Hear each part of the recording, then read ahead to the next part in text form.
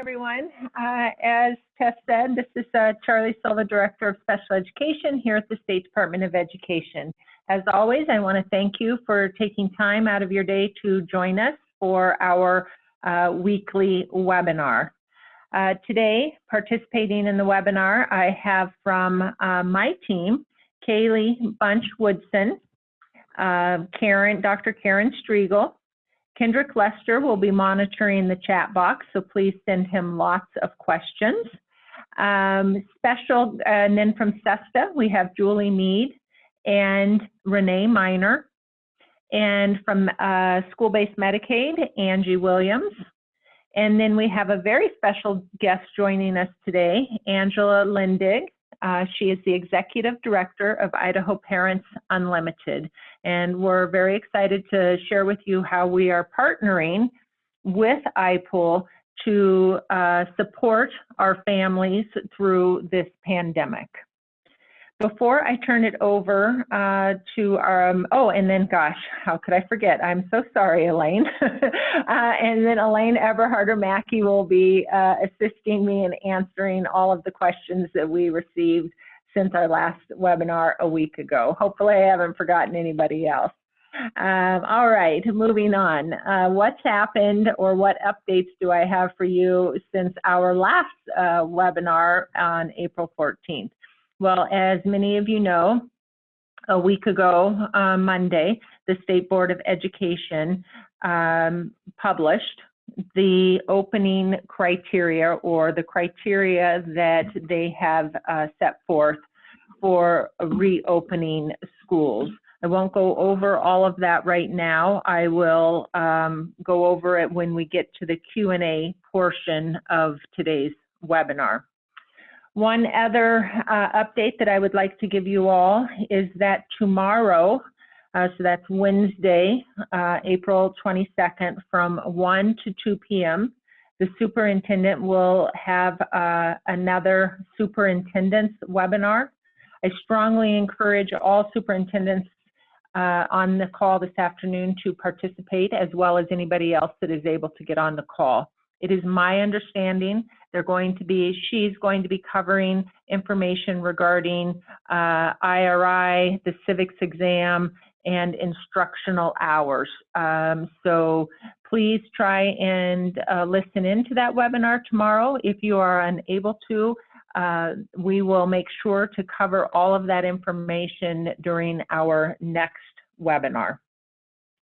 All right, so at this point, I want to turn over some time to Angela Lindig. Angela is going to give us an update in terms of what she is hearing from parents across the state, and she's going to share some excellent resources that they have available to families. And most importantly, she just wants to extend an offer to all of you to make sure that your parents are well aware of iPool and to reach out to them with any questions, concerns, etc. So at this point, though, I'm going to turn it over to Angela. Oops. Okay, well, hi, I am here, and I am attempting to share my screen, and I am sharing the wrong screen, I believe. So give me a second, and I'll see if I can get the right screen up. Let's see. I'm going to go here, and I want to share here. Let's do this one. Forgive me. Here we go. This is where I want to be. Okay. I assume you can see my screen here. Yes. Okay, great, great. Well, first, thank you for having me and allowing me a little bit of time to join in. I have listened to each of these webinars each week, and we quickly share them out with parents, and they're just packed with excellent information as this situation just evolves and unfolds each week. So I appreciate the opportunity. I want to say real quick, for people who are not aware of who I am or who Idaho Parents Unlimited is, if you don't know who we are the statewide Parent Training and Information Center under the U.S. Department of Education. We are the PTI. We're found in every state. There are different organizations, but this program exists in every state. And it is our job to support families who have children with disabilities from birth to adulthood in any issues that they may be having. But we do quite a bit of work, obviously, around special education and anything that a family is needing support with is what we do. And we also work closely with many districts and hopefully lots of you. So I guess, Charlie, as we were talking the other day about this, I wanted to just point out some of the things that we're hearing. One thing that we're hearing from families is primarily, well, I'll say three things. Mostly we're taking far fewer calls right now than we do on a regular basis, and we know that's because parents are home and they are trying to provide education to their kids and work with their schools to make that happen remotely, and that makes it challenging, and so they're not calling us with their typical calls or questions. But what we are hearing is one, and also what we're trying to share with parents, is to be flexible, but to come to us with any supports that they are needing. We know that a lot of parents we've found that they are finding that this is very, very challenging. And for their kids, there are some that are just not able to do it, do the schooling at home in the way that maybe they hope to. Others are finding great success. I talked to a parent actually today who said they thought that their child was not going to be able to manage this online education, and they have all been pleasantly surprised that their child is actually doing better than they were otherwise. So hearing quite a bit from parents around those concerns. So what we're doing as an organization is we're mostly just trying to push out as many resources and information that we can. And so I just wanted to take us to our website and show you what that looks like. So we've just created this COVID-19 information right here on the front of the page, so easy to access.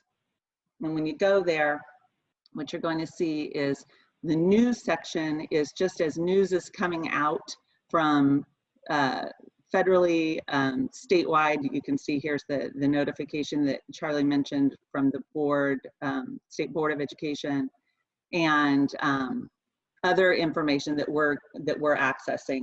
So PBS, the partnership there, and then also the Idaho Business for Education collecting computers to try to get technology out to kids who don't have it, et cetera.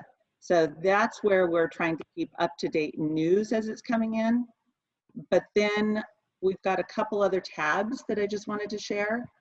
So this is, in this area, it may be similar to some of the news, but we're trying to make sure that there's access to different resources such as the federal CDC information for families who have children with special health care needs, different health-related resources, et cetera, more national information here. And then over in here, we get into youth and education resources. And this is where we're pulling together more Idaho-specific, not all. I mean, there's a lot of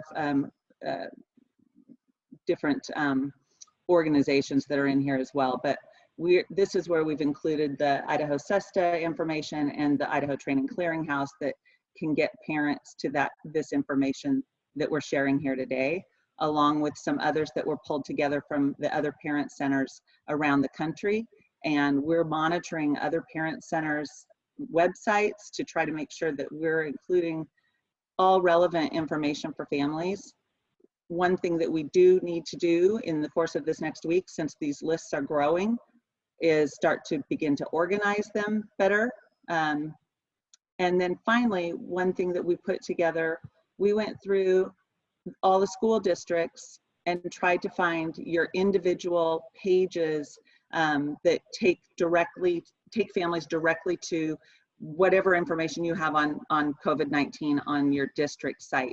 And if we didn't have anything, we just left it blank. We'll go back through and update those if there's more information to be shared there. I know districts are also sending out emails to families on a regular basis at this point that is not on their website, but families that are in those districts have access to that.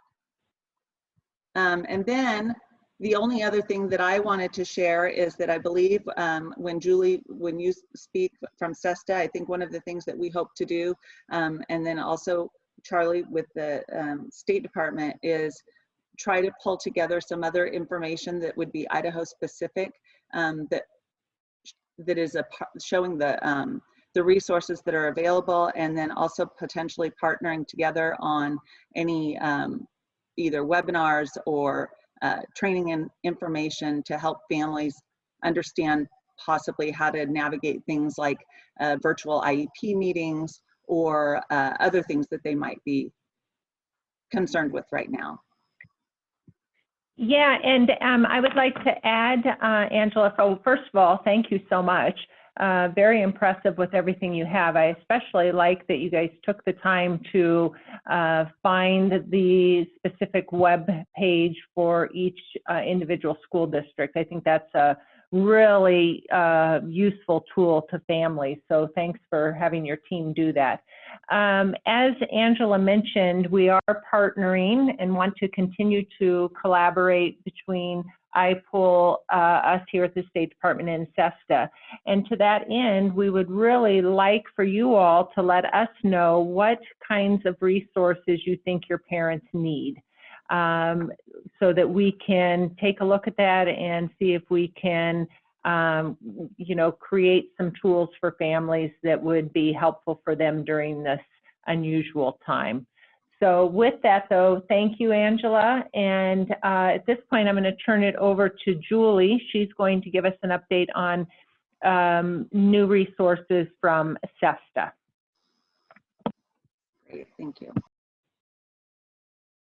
All right, thank you, Charlie. I'm excited for the opportunity to be working with IPOL and the State Department on some new resources, or at least organizing and making resources available for parents. That's a stakeholder group that, especially right now, they're just as confused as we are as educators, and so sort of tying those pieces together is going to be really valuable. Today, I don't have a ton of new resources to share, but I do want to highlight a couple of things. One is that we've done a little bit of reconfiguring some stuff on the main page, and I just want to point your attention to that. Here in this column, Launch to Other Padlets, I know this Padlet can be really overwhelming, and so what we've done is taken some of the bigger areas and just linked them to their own Padlet. So for example, the behavior resources, which we've already had previously, has its own Padlet. Same with significant cognitive disabilities. That's not going to click for me right now. There it is. And I'm just going to go through and show some of the rest. An early childhood Padlet, secondary transition, tech and remote learning, AT. Many of these already existed, but we're just linking to them from here, and we've created their Padlet for them individually. The main thing I wanted to highlight today is the very top spot here is for the IPOL and SESTA collaboration.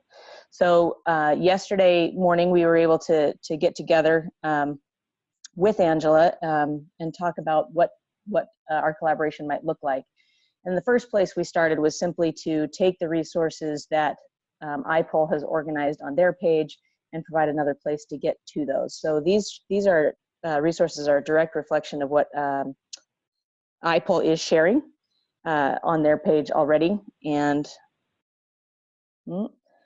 don't know quite where it is, but at some point, and maybe we just haven't added it in there yet, there should be a link on this page back to the IPOL page as well. And so as we move along down this road, we will definitely be adding resources that we've worked with Angela on in terms of, is this really what parents need, so that we're not overwhelming folks, but also that we're providing things that they need. We'll also be working together to look at the resources that SESTA has currently created, and kind of deciding if that's actually a resource, even though it's targeted to teachers or districts, is that a resource that parents might find useful? And then finally, I just wanted to echo what Charlie said, in that we are definitely looking for this process to be what parents actually need right now. What you're hearing from folks, we'll be looking at resources from other states, seeing what other people have already done, and then determining whether or not there are things specific to Idaho and Idaho parents that we know that we can sort of condense into a format that is usable by our parents. So please, by all means, reach out, let us know what you think some of our areas of need are. And I would echo that, of course, for teachers as well. If there are still needs out there, please let us know. And that's all I have. Thanks, Julie. Again, very impressed with what you were able to get accomplished, you and your team, in really about 24 hours. So that's amazing. So thank you. But again, if we want to continue to make this so that it is meeting your needs and your family's needs, we need to hear from you all. So again, as I've said and Julie just reiterated, please let us know what it is that you think your families need, and we'll do our very best to assist any way we can. All right, so now we're going to spend a few minutes and talk about some things that we have in the works for the fall. So when things are hopefully well, the things are look very different, and students are back in schools, and teachers and whatnot are in schools as well. So I want to spend just a few minutes having Kaylee Bunch-Woodson talk about our Cultivating Leaders to Grow Young Readers project. And then once she's done, I'm going to have Renee Miner talk about our pyramid behavior project. So at this point, I want to turn it over to Kaylee. And Kaylee works very close. Those of you that don't know Kaylee works very closely with Shannon. She is a coordinator here in the department, and she assists Shannon with our SIP work and evaluating those efforts. And Shannon isn't able to join us this afternoon, so Kaylee's going to cover this information for her. Kaylee? All right, thanks, Charlie. We'll see if I can get that PowerPoint slide on the screen. Oh, it's up on the screen. We got it. All right, great. Thank you, Charlie. And again, I'm Kaylee Bunch-Woodson, and I evaluate our Cultivating Leaders to Grow Young Readers project. And on behalf of Shannon Dunstan and I'd like to welcome everyone to apply to be in our awesome project. The application period opened on April 15th, and it will close on June 1st.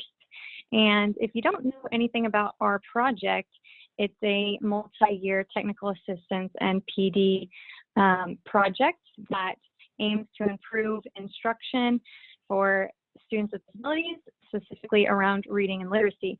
And as the project evaluator, I'd like to just say that we have seen really awesome improvements in reading outcomes for students whose districts participate in our project, and that's been really exciting for us. So it's a 4-year project, and we are starting next fall our 5th year of the project. So those districts who have been in the project for 4 years will be finishing this year. And so we will have our 5th cohort start next fall, and they will start with year 1. So it's like I said, a 4-year project. Districts will evaluate the health of their reading program.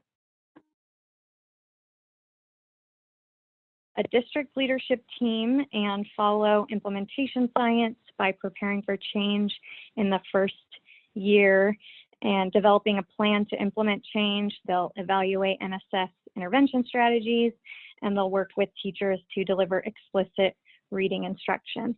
So the project has various elements which include training in reading instruction, they'll have district coaching support, and they'll also have the opportunity to work with a national TA center on improving literacy for their students.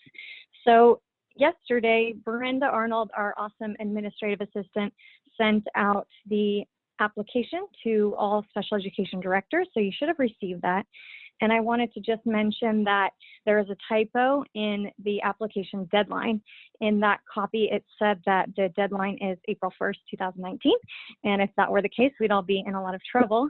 So I just wanted to update you that the application deadline will be June 1st, as it says on the screen. And the new version of that application will be posted along with all of these webinar resources. And so if you didn't get that email and you would like to apply, you can go to the webinar resources, or you can always contact Shannon Dunstan if you have any questions. And her email address is sdunstan, SDUNSTAN, @sde.idaho.gov. And as it says up there on the screen, LEAs will be notified in early June if they've been selected for the project. So get your applications in and let us know if you have any questions. Thanks. Thanks so much, Kaylee. I really appreciate the overview of the project. Now I want to turn a few minutes over to Renee Miner. Renee's going to be talking about another exciting project that we have happening here in the state. Once Renee is finished, we will then get into our Q&A portion of today's webinar. At this point, I'll turn it over to you, Renee. Thank you, Charlie. So yesterday as well, you would have gotten an invitation for the child care and educational programs to consider applying for the Idaho Pyramid Model Collaborative. This is a multi-year implementation of the Pyramid Model, and this promotes social emotional competencies in young children in Idaho. It's modeled from the National Center for Pyramid Model Innovations Project, the NCPMI, and it's also a cross-agency collaboration with Head Start, Idaho child care providers, and school districts. So through coaching and this technical assistance opportunity, Idaho's early care and educational environments will be addressing disparities in discipline programs and practices. They will learn to use data for making decisions and promote family engagement, and also foster really true inclusionary practices for all children. Idaho SESTA's behavioral coordinator, Jen Fiora, is going to be the Idaho Pyramid Model Collaborative state coach, and she represents great wealth of information and knowledge and behavioral practices and coaching experiences. So this is going to be a wonderful opportunity for those of you who feel like this is a match. Just note that this year's application is now open, but it closes on May 1st. So you only have about a week and a half to make a decision and explore the application and see if this is an opportunity that you want to participate in. You can click on the Idaho Training Clearinghouse page, go to Topics and Pyramid Collaborative, and you'll come to this page. And if you scroll down under What's New, there's an opportunity there to click the application and an Idaho Pyramid Collaborative flyer, which will give you more detailed information about this opportunity. The application also kind of guides you through a decision about who the team members might be for in your team. And it also kind of lets you explore if this is a match for your program. If you have any questions, feel free to contact Shannon Dunstan. She would be glad to answer any questions you might have. And again, remember that this is only open until May 1st, which is the end of next week. So if you think that this is a match for your program, please explore it right away. Thanks. Thank you, Renee. And if I recall correctly, the application is not that time consuming, correct? Correct. It's very brief. Yeah. It's very, very short. So even though it's a short window of time, it should not take you very long at all to submit the application. So don't let the timeline scare you. I think you'll find that you can complete it in, 15 minutes at most. So please seriously consider participating in the project. I think this is an excellent opportunity to provide support to our young children in the area of behavior. So thanks for sharing that with us, Renee. Appreciate it. You bet. So at this point, I'm going to turn it over to Dr. Karen Striegel and Angie Williams. They're going to share some of the questions that they have received since our last webinar and answers to those questions. Karen, Angie? Thank you, Charlie. Thanks for giving us a few minutes. We've only got 3. They're listed here. And one of them is a repeat of what was in the SPED guidance last week. So, Angie, if you're ready, we'll just jump on in. Ready. So the first question, you mentioned that place of service, POS 03-school or POS 99-other should be used to bill for services within the school setting. We are considering the telehealth setting an extension of our school. Should we continue to use POS 03-school for these services delivered via telehealth? When would we use POS 99-other? So yes, if the place of service identified on the student's IEP is school, then you would use the place of service 03-school. In this example, the service is now being delivered via telehealth. LEAs would continue to bill using the place of service 03-school with the GT modifier to identify the services as being delivered via telehealth. If the place of service identified on the student's IEP is a location other than school, then you would use place of service 99-other. LEAs will not use a place of service code that is different from what they have used in the past. If POS 99-other has not been used in the past, don't use it now. As explained in the information release MA 2020, which was guidance for the Children's Habilitation Intervention Services, Children's DD, and school-based services, the LEA should bill the codes and location on the student's IEP, not the alternate location, such as home, library, or another community location that's being utilized at this time. Remember, again, that telehealth is not a location, and it's designated with the GT modifier in addition to the billing code and modifiers you're already using. Question 2.6 about parental consent. Because we are meeting with parents by means other than face-to-face, it is more difficult to obtain parent signatures. Can school staff obtain parent signature for Medicaid consent orally at this time?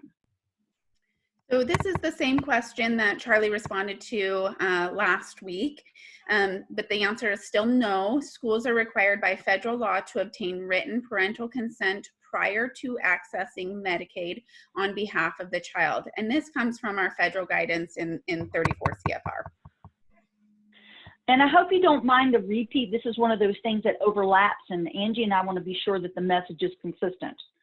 And our last question, 2.7, physician referral recommendation. Are there any changes to the physician referral recommendation requirement for school-based services during the COVID-19 soft closure of schools in Idaho? Is the current rule in place, or has there been a change to the 30-day look-back rule for school-based services? So the current requirement for the physician referral recommendation remains in place, including the 30-day look-back rule. So there have been no changes to that 30-day look-back rule. All right. We want to thank everybody for submitting their questions. Submit your questions using the online clarification form. Thank you. And back to Charlie. Thanks, Karen and Angie. All right. So questions that we have received from last week. Give Brenda, there we go. First of all, oops. Sorry. Yep, perfect. I gotta share it first, sorry. Give us just 1 second and we'll pull that up. Okay, I think we're good to go now. First thing I want to draw your attention to is on page 1 of the FAQ that is now close to, I believe, 44 pages long. We neglected to provide clear guidance on the front page to indicate that the guidance provided in this document is not intended to and does not provide legal advice. For legal advice on a specific situation, please consult with the attorney representing your school district or charter school. As I have said all along, we are very, very fortunate to have Elaine Eberharter-Maki as our legal consultant, but she is just that, a consultant to me and to our department. She does by no means represent us. So we just wanted to be very clear and put that on the front page. All right, moving on. As you can see listed on the front page that we received a number of questions. We are not going to go over each of the questions and answers because many of them we answered during the webinar last week. So what we did is just put our answers in writing, and you can find them listed in the various sections. What we want to start with today are questions that we either received in the chat box and were unable to answer during last week's webinar, and then also new questions that have come in since that time. So the first question is in section 3, question 8, and it has to do with school closure. Elaine, do you want to take this one? I'd be happy to. We got a very recent question in. I'm hoping everybody could hear me okay. With regard to districts possibly closing or shutting down 2 weeks early from what the school calendar is. So if the general education teachers are able to do this and students are considered done with school 2 weeks earlier than had been anticipated, would special education still be obligated to provide services until the end of the school calendar year? And the answer to this is, remember what we've talked about previously and the guidance that we also received from OSEP, and that is students with disabilities must be provided equal access to educational services. So if a school district is shortening its school year and does not provide educational services to the general student population, it would also not be required to provide services to students with disabilities during that same period of time. But remember, once school resumes, the students' IEP teams would then be required to make an individualized determination as to whether compensatory services are needed under the applicable standards and requirements. And part of that discussion would be with regard to closing school early. Thanks, Elaine. And then we're going to move on to section 14. We received a couple of questions regarding confidentiality, PII, email, etc. We're not going to go again over all of those answers today because we answered them last week, but go there if you need to see the answer in writing. The one question that did come in that was a new question is in section 14, question 15. And Elaine, I believe you were going to discuss this one.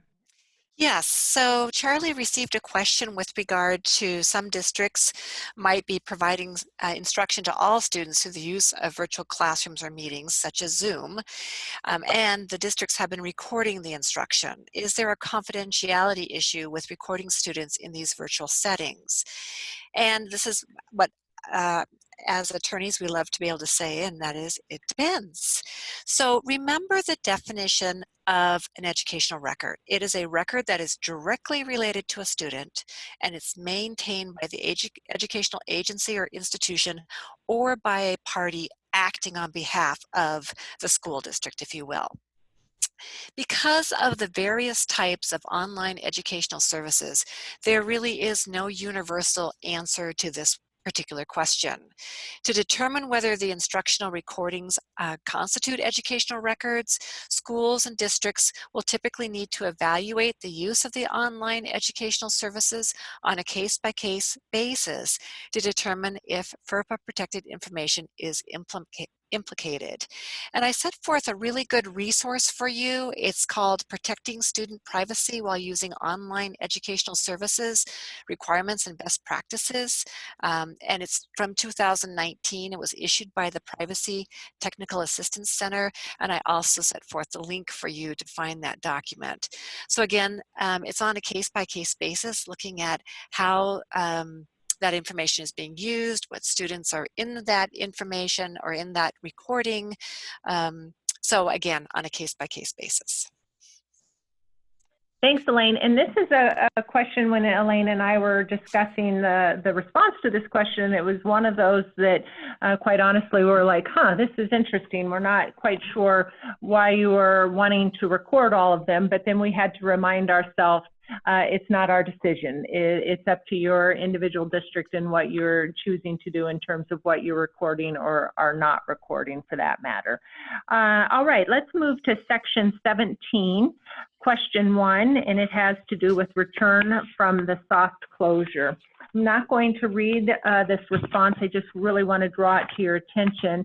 And this is the guidelines provided by the State Board of Education. So, you know, you can at your leisure go through all of the criteria if your district has not already, as they look forward to reopening schools.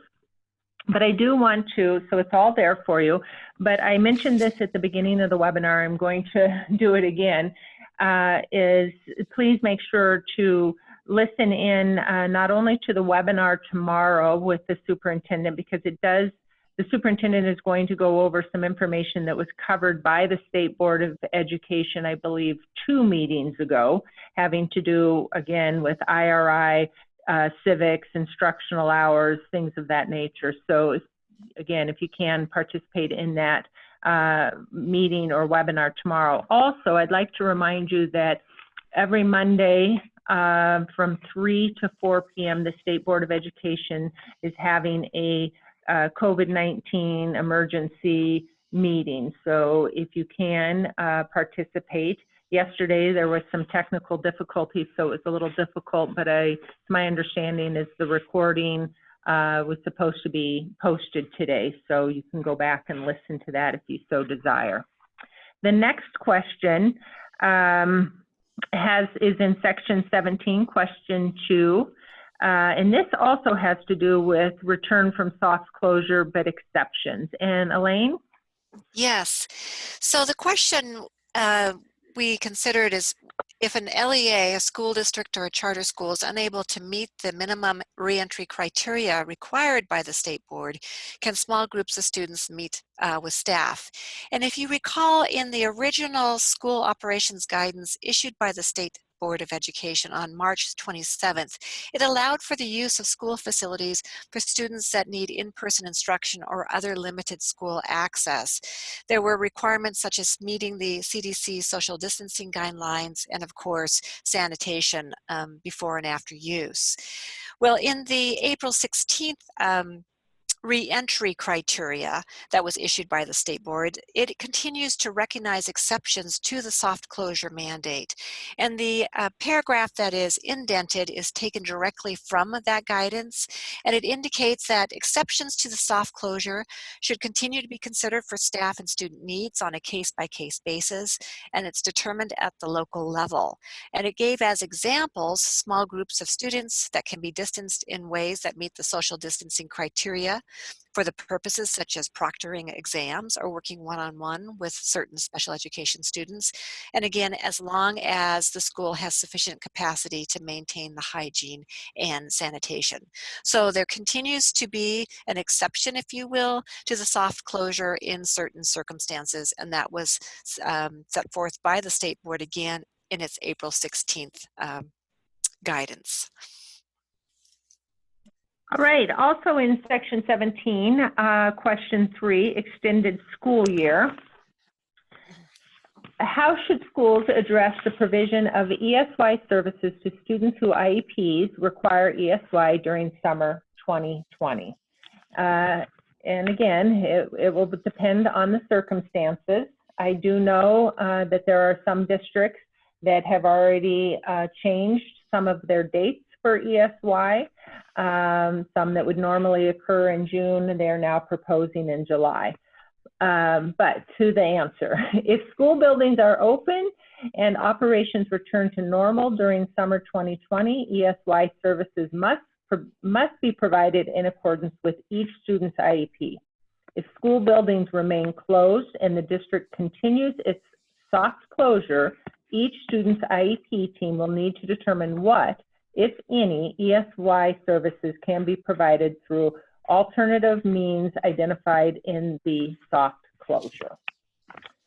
Then moving on, we added, or in our miscellaneous section, section 18, question 4. This was a new question we received, I believe, yesterday, and this has to do with progress monitoring, and Elaine will answer this one. Yes, so we had some questions come in with regard to teachers having a difficult time. They're attempting to progress monitor through probes and built into assignments.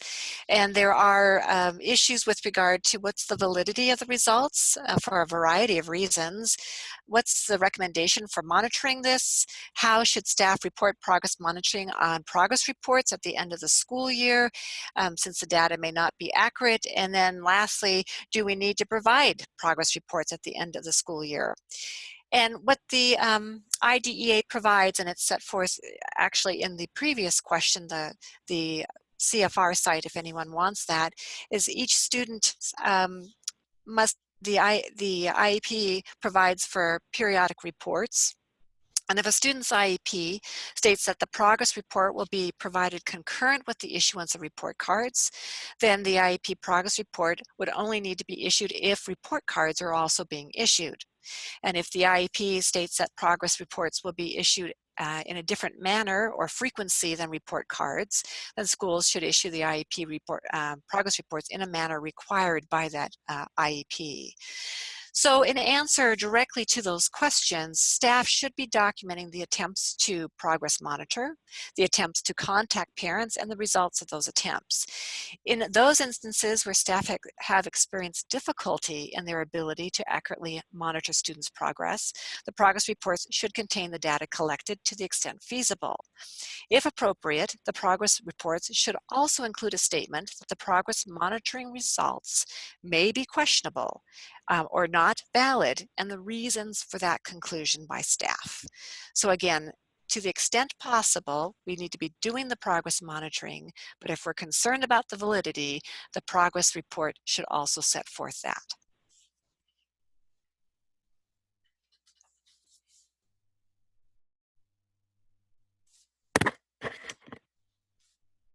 And our last question, sorry about that, our last question also can be found in section 18, and it has to do with juvenile detention centers. And if you all recall, during last week's webinar, this is a question that came through the chat, and both Elaine and I felt like we needed some time to make sure that we could research and answer the question appropriately. So we were able to do that, and Elaine will now share the question and answer. So after pondering this question, and the question is that a county juvenile detention center may not be providing school for incarcerated juveniles, and since those students are not receiving general education, is there any documentation that the LEA needs to do for students attending the DJC who are eligible for special education and are residents of our district? So pondering this, I realize there's really possibly two questions there. The first one is, what educational services should students attending a JDC be receiving during the soft closure? And then the second question is, what notification should be provided to parents of students with disabilities attending the JDC, and by which school district? So just briefly, the educational services, remember the state board rule requires that the school district in which the juvenile detention center is located has a requirement and the responsibility to provide the educational services. And what the regulation provides is that the instructional program needs to start no later than 2 school days after admission, and it needs to be a minimum of 4 hours each school day. So Students placed in detention facilities must be provided with instructional program, although during the soft closure, the instruction could shift from in-person to the use of online, virtual, or distance learning. Alternatively, the instruction could be provided in the detention classroom as long as services are provided within the CDC social distancing guidelines and proper sanitation can be performed. And also, depending on the circumstances, it may not be feasible to provide a minimum of 4 hours each school day. So the notification requirement is that if the instructional program does not provide the minimum of 4 hours daily and a student's IEP is not implemented as written, then the school district in which the detention center is located should provide the parent with written notice setting forth the details regarding the student's instructional program. All right, thank you, Elaine. At this point, we're going to check in with Kendrick. Kendrick, do we have any new questions that have come in through the chat? We have just a handful of questions. The first one has to do with the superintendent webinar. Will this link for the superintendent meeting be sent out today, or has it been sent? Great question. It's my understanding that it has been sent to superintendents already. But I can double check on that, and if appropriate, I'll have Brenda send out the link. And then as a follow-up to that, just curious if it's the same webinar link that's provided on the State Resources for Schools webpage listed under webinars. Probably, but let us check. Okay, our next question has to do with ESY. It reads, today I was on a case webinar where ESY was discussed. My understanding from that call was that ESY flexibility at the national level has not been discussed by case because ESY requirements are defined at the state, not national level. Is Idaho developing further statewide guidance regarding ESY during a global pandemic, or should districts address these questions individually? I think that's a question, Kendrick, that we will follow up with during our next webinar. Elaine, would you agree, or would you feel comfortable adding anything at this time? I think, yeah, I think holding it off and pondering it is a good idea. Here's a Medicaid question. I have 2 people working directly in the home with 2 students who are mild severe, helping them with their schoolwork. Should we bill Medicaid with 03 POS or 99 POS? So this is Angie. I'll take that if you're okay, Charlie. Yes, that'd be great, Angie. Thank you. So I think there's 2 pieces maybe to this. I think it's really important that Medicaid does not reimburse for educational services. So as long as you know, the individual was helping the student stay on task to complete, then that's the first thing. The second piece is it's also important to know that in order for Medicaid to reimburse for a service identified on the IEP must be the specific place of service if provided in a location other than school. So if on the IEP the location is identified as school and there's no other location identified, then you would continue to use the place of service 03 school. If for some reason on the IEP another specific place of service was identified, then you would use that 99 as other. Other questions, Kendrick? I'm waiting for an update on one. At this time, let's see.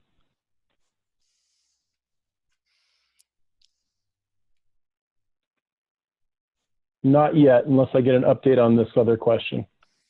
Okay. Well, while you're waiting for that, Brenda, will you pull up the slide, our closing slide? We are going to change things up a little bit. Next week's webinar, so the webinar a week from today, is going to be the fiscal webinar that you all should have received an invite for. And this is the webinar that Anthony and Grace will be going over for allocations, applications, etc. We're going to try and pull that up. And while Brenda's trying to pull that up, I also just wanted to let you know, and we'll send this out in an email, but on May 1st, Friday, May 1st, the Council on Developmental Disabilities is going to have a webinar for families, anybody who wants to participate. And I will be showcasing all of our resources that we have here at the State Department of Education in regards to COVID. So I encourage you to have any parents that you think might be interested to participate in the webinar, or even students of secondary age that you think would benefit from participating and listening in as well. Again, watch for an email from Brenda. She'll send you out the information for that webinar, which will be May 1st. Then, so next Tuesday, so April 28th, will be the fiscal webinar. And then our next COVID webinar, believe it or not, it's hard to believe we're fast approaching May, will be May 5th. So she does have it up there, next webinar, May 5th, but next Tuesday, very important for you and your business managers to participate in the fiscal webinar that Anthony and Grace will be doing. Kendrick, any last minute questions? Yeah, one quick update. There is a listing for Superintendent Ibarra's weekly update under webinars on the State Resources for Schools webpage. And then one final question I see. When we suspend an eligibility or IEP and it is now late, it will show up on the IC report as an error. How do we deal with that? I don't believe, well, Elisa may very well be on the call, but she doesn't have panelist rights. So we will get an answer to you for our next webinar. And that's all the questions I see at this time. Okay. Well, as always, we are very appreciative of you taking your time to participate in the webinars. As I always say, please send us your questions. The sooner we get them, that's always nice, but we will continue to take them all the way up until a few minutes before the webinar begins. So just keep sending them our way. And again, I would like to thank Angela Lindig, Executive Director of IPOL, for participating in today's webinar, and also for her willingness to partner with not only us here at the State Department of Education, but also with our colleagues over at SESTA. Again, if you know of resources that parents could benefit from, please let us know. Also, if you have unique situations that you know parents are really struggling, send them to Angela. She may be able to problem solve and be able to help those families that might be in just unique situations. So with that, though, I will sign off and just remind everybody to stay healthy and look forward to participating in next week's fiscal webinar. And then on May 5th, our COVID-19 update. Thanks, everyone.